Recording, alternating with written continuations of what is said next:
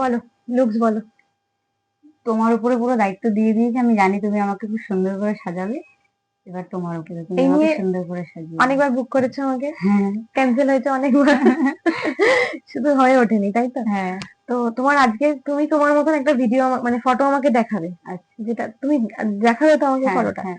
তো যেটা আমি তোমাকে সাজাবো সেরকম লুকসটা দেবো, তাই তো? আর পুরোপুরি তোমার উপরে, তুমি যেমন সাজাবে তেমন। আর যদি কিছু চেঞ্জ করতে হয় করবো। হ্যাঁ ঠিক আছে, পুরো বললাম না, আমি চোখ বন্ধ করে সাজবো, সেজে দেখবো আমি আমি অন্যরকম হয়ে গেছি।